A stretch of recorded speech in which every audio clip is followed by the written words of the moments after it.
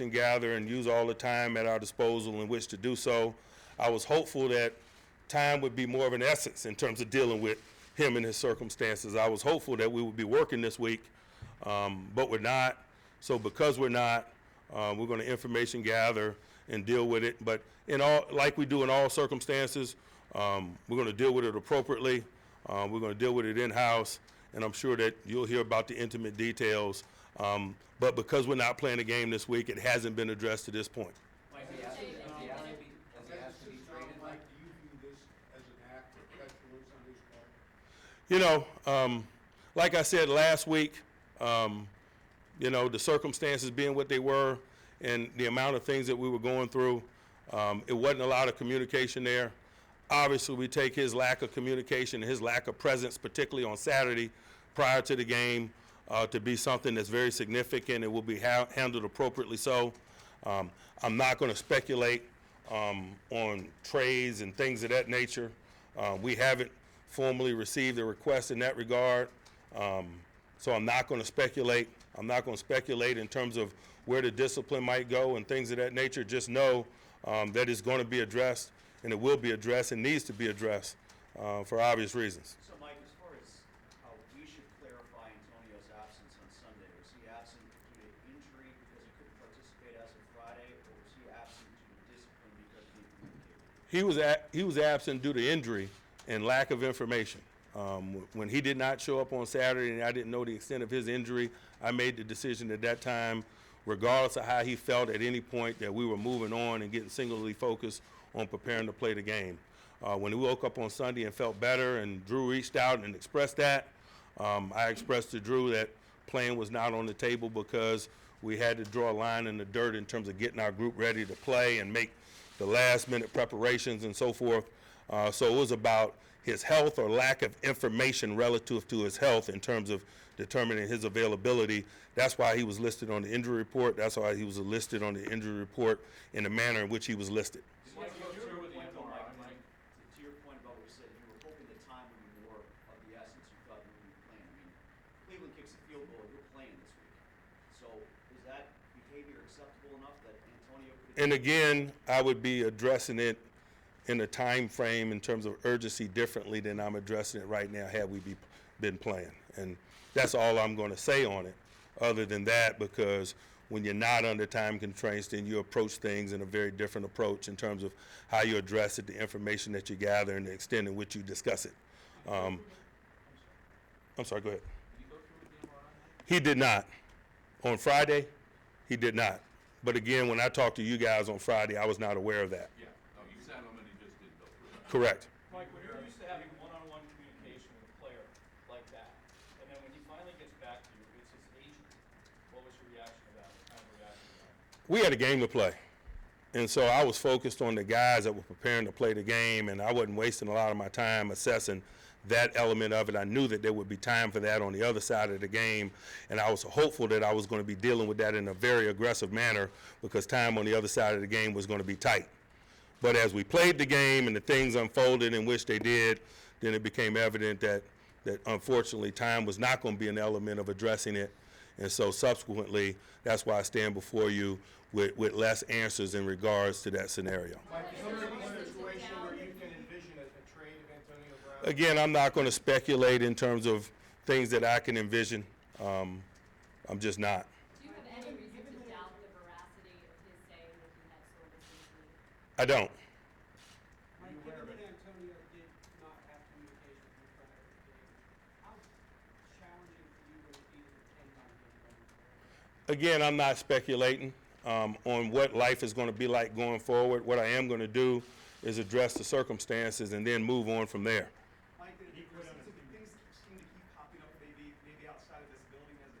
Does there reach a point where it becomes more problematic than it's useful? Certainly. Mike, was there any issue between Antonio and Ben that you're aware of? I'm sorry? Is there any issue or situation with Ben and Antonio at practice that you are aware of? I'm sure there's situations and conversations and disagreements that go on, professionally speaking, all the time, but not anything of any significance that would produce the conversation that we're having or something that would be need to overcome in the manner in which we're discussing. Mike, the players have said in the wake of this, one of the things they're talking about is a lack of trust, a bond of trust being broken, letting your brothers down, mending has to be done. Is this the proper context?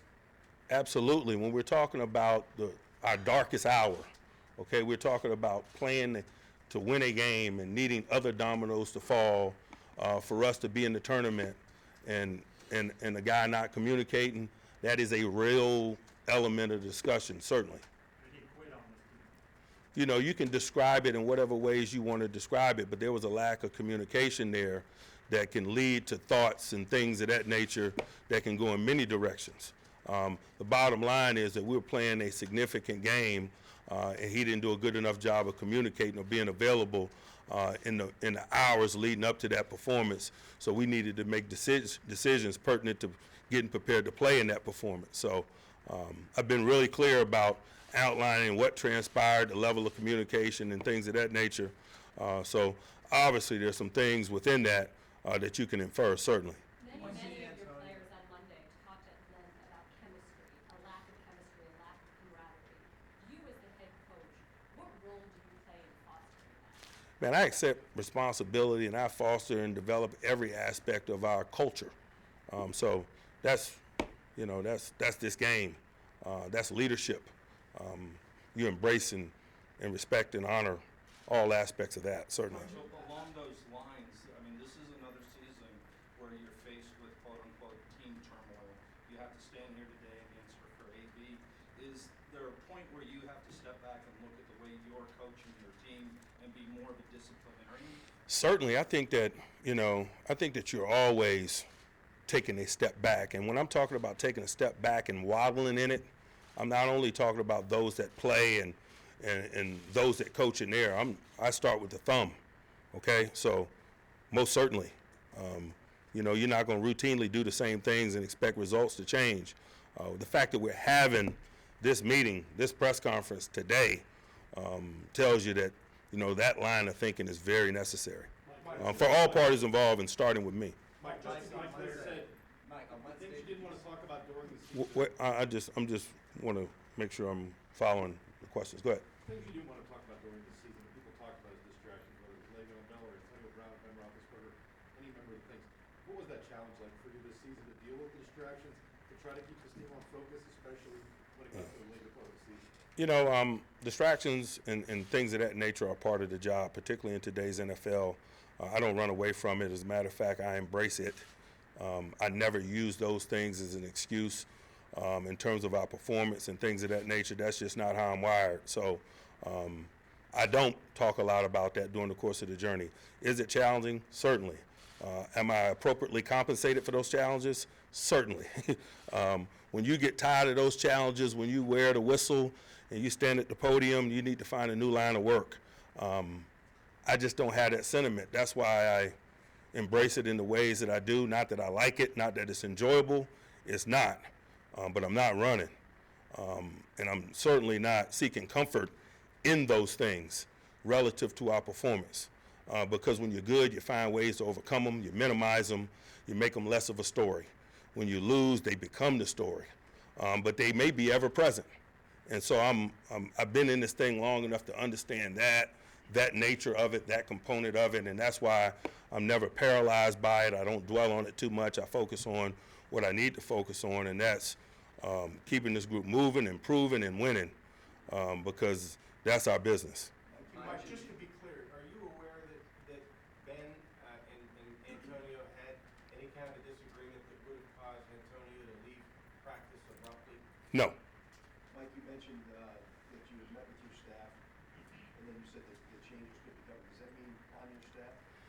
And again, like I outlined, change is a part of this, particularly when you're having press conferences like today. I don't run away from that. Our staff doesn't run away from that. The evaluation process, the reviewing process, the things that we're going through as we waddle in it today, I'm acknowledging that change is a part of where we're headed and that I'm open to it because I'm not open to repeatedly doing this. Mike, was Antonio supposed to be here yesterday as well? He didn't show up? Correct. When? Do you know where he is? Have you had any Like I mentioned, I hadn't talked to him since prior to the game on Sunday. Again, I wasn't here yesterday, so Was he supposed to be here yesterday? I wasn't here yesterday. So Was he supposed to be here today? I wasn't here yesterday.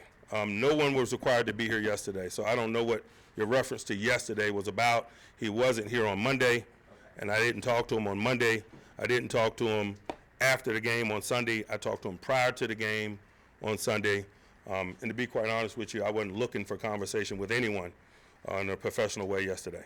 When you say that you are still in the process of gathering information on how to change things going forward, when you consider one person, Antonio Brown, do you consult players on that? Will you want your veteran players to give you their thoughts on whether they want to play with you? Most certainly. I don't, I don't hate perspective. I don't care where good ideas come from.